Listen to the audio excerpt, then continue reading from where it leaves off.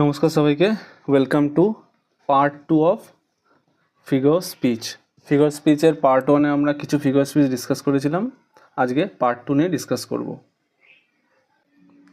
Part 1-এ আমরা simile, metaphor, personification, alliteration, hyperbole, allusion, pun এবং অক্সিমোরন এই কটা নিয়ে ডিসকাস করেছিলাম। আজকে পার্ট 2-তে irony, antithesis, climax, anticlimax, synecdoche, onomatopoeia, paradox, chiasmus আর ট্রান্সফার এপিথেট এই কটা নিয়ে ডিসকাস করবো আজকে।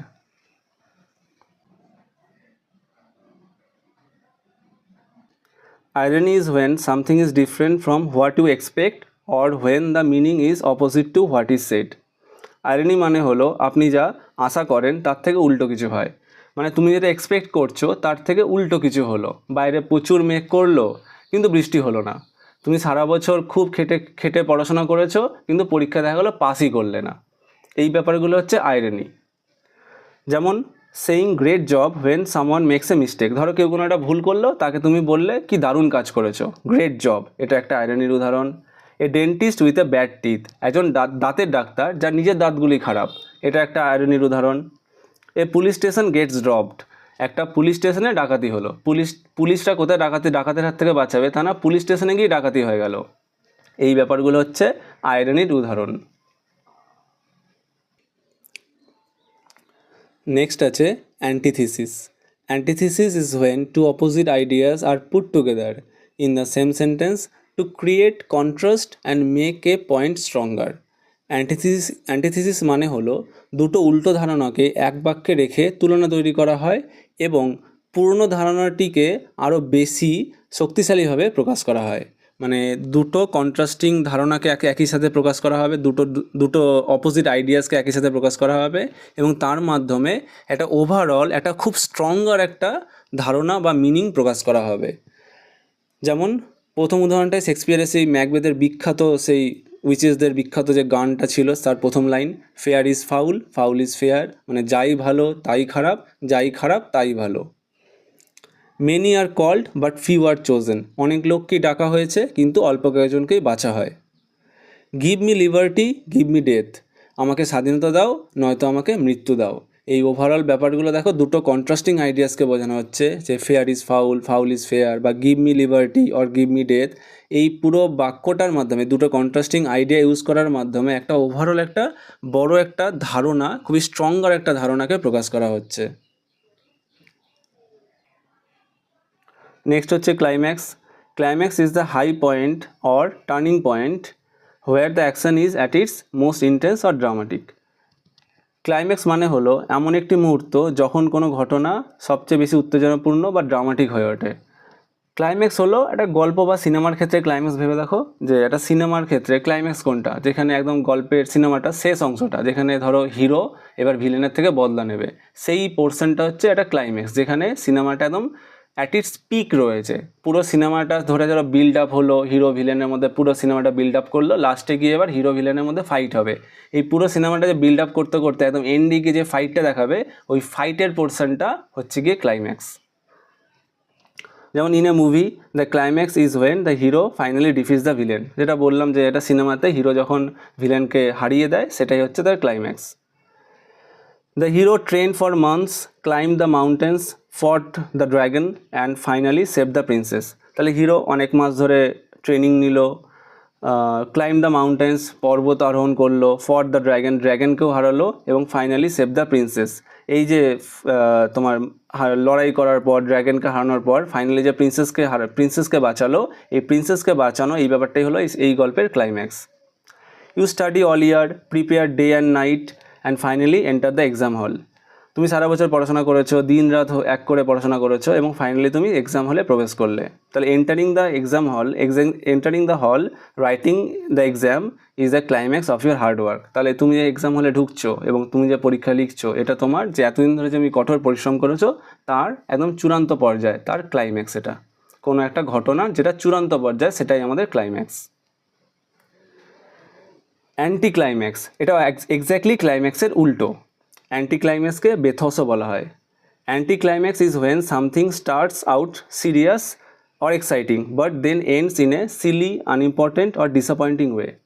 In simple terms, if someone start strong but ends flat, it is anti climax. মানে ধরো কোনো একটা গল্প খুব স্ট্রং শুরু হলো, কিন্তু শেষ হওয়াটা কি তুমি এক্সপেক্ট করবে, সেটা একটা সিনেমা যদি খুব স্ট্রংভাবে শুরু হয়, সিনেমাটা আরও স্ট্রংভাবে শেষ করবে, কিন্তু সিনেমাটার শেষটা দেখা গেলো একদম উইক, সিনেমাটা একদম লাস্টে ফ্ল্যাট হয়ে গেল, এই ব্যাপারটাকে অ্যান্টি ক্লাইম্যাক্স বলে। তাহলে অ্যান্টি ক্লাইম্যাক্স মানে হলো যখন কিছু শুরু হয় গুরুতর বা উত্তেজনাপূর্ণভাবে, কিন্তু পরে সেটা হাস্যকর, তুচ্ছ বা হতাশাজনকভাবে শেষ হয়। যেটা বললাম, সিনেমাটা খুব স্ট্রংভাবে শুরু হলো, কিন্তু শেষ হলো খুবই ফ্ল্যাটভাবে, যেটা একদম তোমাকে নিরাশাগ্রস্ত করলো। Example, she open the door ready to face a monster, সে দরজাটা খুললো, সে তৈরি, সে একটা মনস্টারের সাথে সম্মুখীন হবে, but it was just a cat, কিন্তু দেখলো একটা বিড়াল রয়েছে ঘরের ওপরে, এটা একটা anti climax. For the final match we trained hard, plan strategies, sacrificed weekends and then it rained. তুমি একটা ফাইনাল ম্যাচের জন্য তুমি কঠোর পরিশ্রম করেছো, অনেক স্ট্র্যাটেজি ডেভেলপমেন্ট করেছো, অনেক উইকেন্ড, সপ্তাহ শেষে তুমি কোনো আনন্দ করোনি, তুমি খেলাধুলার জন্য প্র্যাকটিস করেছো, তারপর খেলার দিন দেখা গেলো দেন ইট রেইন, খেলার দিন পুরো বৃষ্টি হয়ে গেল, তোমার পুরো বিল্ড আপটা মাটি হয়ে গেল। এই ব্যাপারটাই হলো অ্যান্টি ক্লাইম্যাক্স। অ্যান্টি ক্লাইম্যাক্সকে বেথোসও বলা হয়।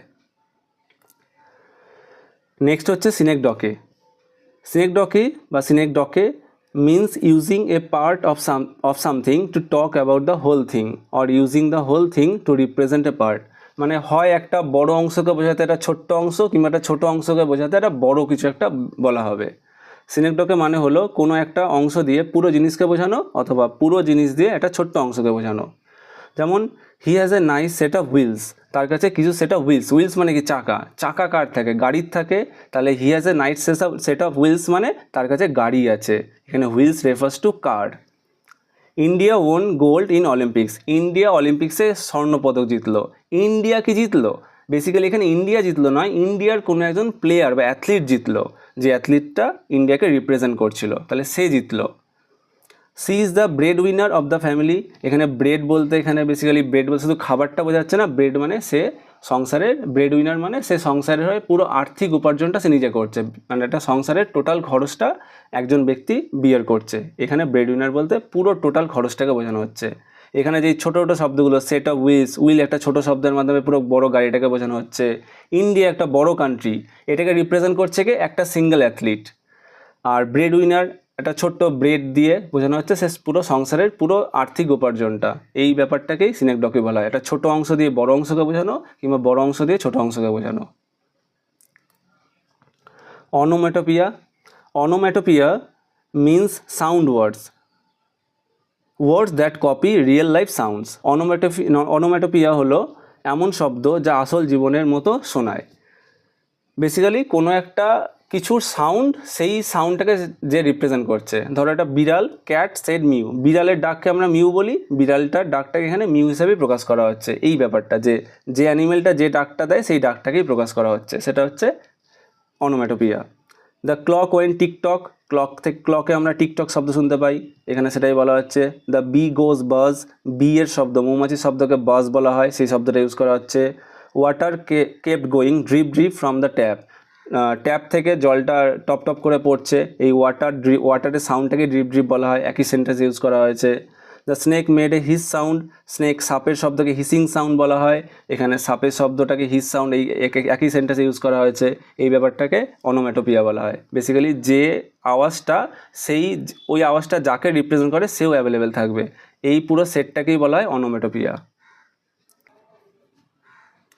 নেক্সট হচ্ছে paradox. A paradox is a sentence or idea that seems to say two opposite things, but when you think deeply, it actually makes sense. In other words, paradox means something that sounds wrong or silly at first, but it has hidden truth.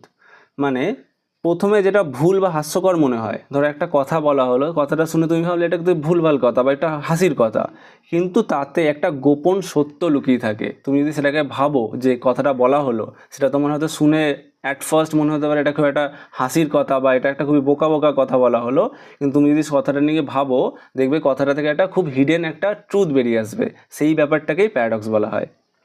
যেমন less is more, এখানে মানে বোঝাচ্ছে যে যার কম থাকাটাই যেন অনেক, মানে আমার কাছে যদি কম জিনিস থাকে সেটাই যেন আমার কাছে অনেক হয়ে যায়। আই নো ওয়ান থিং, আমি একটা জিনিসই জানি, দ্যাট আই নো নাথিং, যে আমি কিচ্ছু জানি না।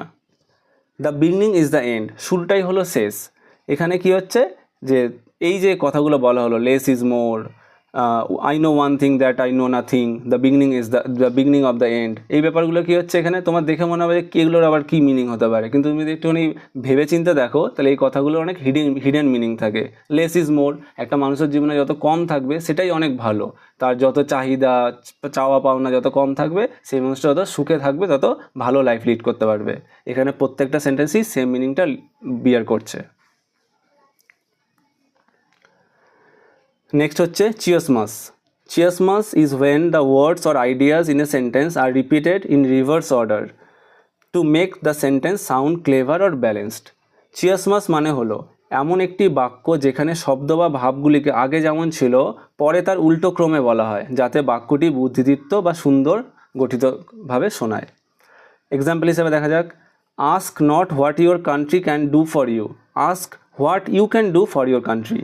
দেখো কী দারুণ সেন্টেন্সটা, যে এটা জিজ্ঞেস করো না তোমার দেশ তোমার জন্য কী করতে পারে, এটা জিজ্ঞেস করো যে তুমি তোমার দেশের জন্য কী করতে পারো। You forget what you want to remember and you remember what you want to forget. তাহলে তুমি তোমার যেটা মনে রাখা উচিত সেটা তুমি ভুলে যাচ্ছ, আর তোমার যেটা ভুলে যাওয়া উচিত সেটা তুমি মনে রাখছো। When the going gets tough the tough gets going, যখন চলাটা কঠিন হয়ে যায় এই কঠিনটাই তখন চলতে শুরু করে। এগুলো হচ্ছে বেসিক্যালি চিয়াসমাসের উদাহরণ। দুটো অপোজিট বা কন্ট্রাস্টিং ওয়ার্ডস বা সেন্টেন্সকে ইউজ করা হয় একটা ওভারঅল মিনিংকে তৈরি করার জন্য। আমাদের শেষ figure speech, transferred epithet. A transferred epithet is a figure speech where an adjective is transferred from the person to an object even though the adjective describes the person not the object।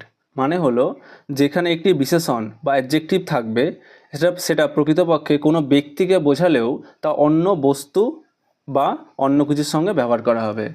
মানে কোনো একটা adjective ও যাকে mark করছে তার সাথে না বসে অন্য কোনো অবজেক্টের সাথে বসবে। যেমন he had a sleepless night, এখানে অ্যাডজেক্টিভ কোনটা? স্লিপলেস। স্লিপলেস অ্যাডজেক্টিভটা অ্যাকচুয়ালি কাকে মার্ক করছে? হিকে বোঝাচ্ছে, কিন্তু কার সাথে বসে রয়েছে দেখো? নাইট শব্দটার সাথে। তাহলে এখানে স্লিপলেসটা হলো transferred epithet. He walk down the lonely road, এখানে অ্যাডজেক্টিভ কোনটা? লোনলি। এটা বসে রয়েছে কার সাথে? রোড ওয়ার্ডটার সাথে, কিন্তু এ কাকে অ্যাকচুয়ালি মার্ক করছে? হিকে, একাকে। হি ব্যক্তিটা হচ্ছে একা। এইগুলো হচ্ছে ট্রান্সফার্ড এপিথেটের উদাহরণ। অ্যাডজেক্টিভটা যাকে মার্ক করছে তার সাথে না বসে অন্য কোনো অবজেক্টের সাথে বসে থাকবে, সেটাই হলো ট্রান্সফার্ড এপিথেট। কিছু প্র্যাকটিসের জন্য কিছু কোয়েশ্চেন রেখেছি। এই নিচের যেই 5খানা সেন্টেন্স আছে এই 5খানা সেন্টেন্স থেকে তোমরা ফিগার স্পিচ কোথায় কোন ফিগার স্পিচ ইউজ করা আছে সেটা তোমরা কমেন্টে জানাও।